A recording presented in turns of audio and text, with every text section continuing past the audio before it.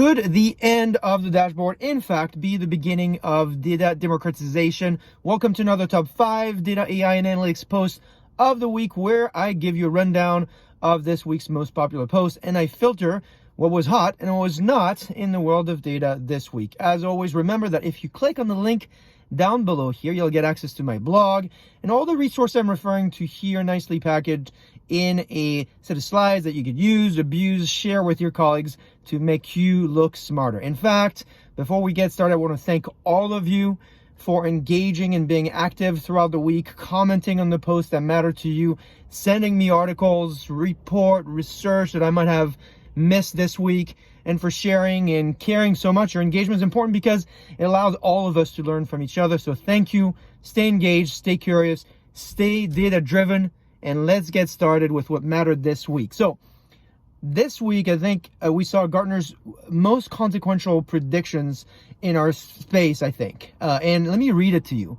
It says that data stories, not dashboards, will become the most widespread way of consuming analytics by 2025, and that 75% of these stories will be automatically generated using augmented analytics techniques. Now, if you want to find out more, you should read the Information Week article on this trend, quoting Rita Salam, Gartner's VP and research fellow, and listen to the Gartner ThinkCast podcast as the team breaks down all the other predictions that they're seeing into next year. But I want to drill into this one. What does this mean? Why does this matter for your environment? Well, if you look back over the last 30 years, we have been struggling and empowering employees with the information that they need. And the industry tried everything, right? We tried more IT people, more analysts deployed into the business, and these techniques have worked to some extent.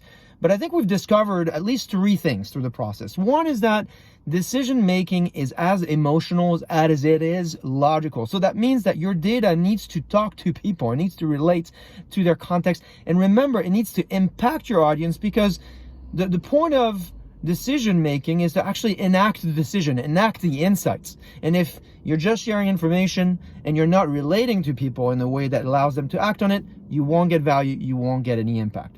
Second, I think we learned that decision making is more valuable because it's a real-time science. So actions need to be taken in the real time as the information is coming. And so people need to be empowered to be able to make decisions in the moment.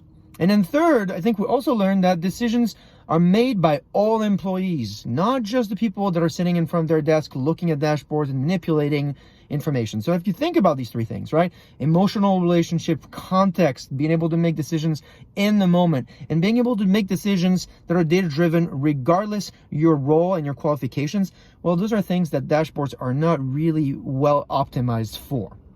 And so now, how should you think about what does this look like? Now, remember, 97% of business executives surveyed by the Harvard Business Review say that data democratization is one of their top priorities. Ryan and Sudhir on the team have written a blog, in fact, this week. So take a look at that. I'm going to also put a link in my blog. So if you think about what's going on as you look forward, right? We've talked about what we've done in the past.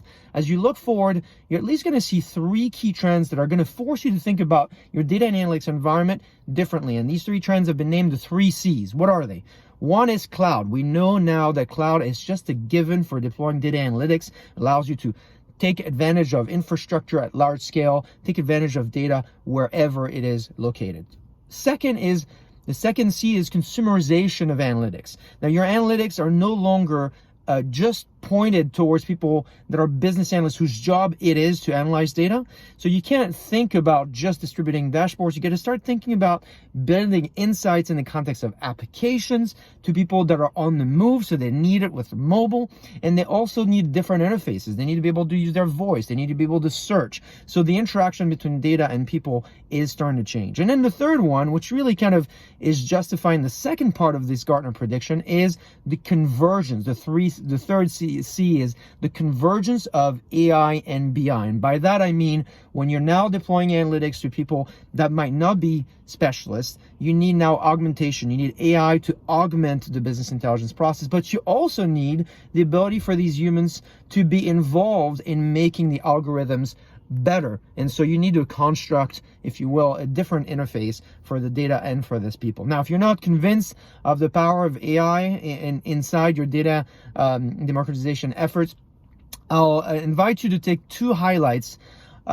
in the community that shared this week. One is augmented data preparation. This is a post by the good folks at Trifecta. It's easy blog to read. They'll show you how to go from data garbage to data gold. It's a great post to take a look at. And then also take a look at this new feature in Google Sheet called Smart Fill. This is what happens when cloud and AI come together and they're combined to the service of regular users, and then you'll see now the software will auto complete data in sales, just the same way as you might have experienced in your Gmail, where it's completing now your sentences because it knows where you're going next. And so these are great examples of how AI is making its way into our life and is delivering amazing service. This, by the way, is also related to two great predictions we talked about this year from Gartner. One is that by 2022, augmented analytics technology will be ubiquitous. So it's going to be everywhere in just a few years. And that 69% of what a manager currently does will be automated by 2024. That's in 4 years from now. That's not very long from now. Now, there's some caveats on these predictions, and I'm also going to put a link to that coverage where I drill down into those predictions and what they can mean. All right, so we covered a lot here, covered this trend on how things are changing for consumption of insights, consumption of analytics.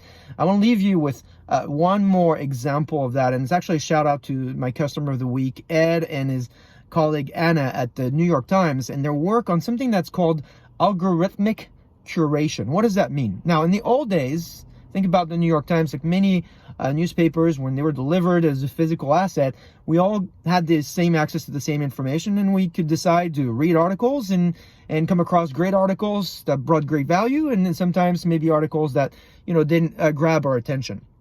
But now, with the way these newspapers are being delivered, you know a lot more about the consumer of insights. And now you can deliver content in the way that's going to maximize the experience for the reader.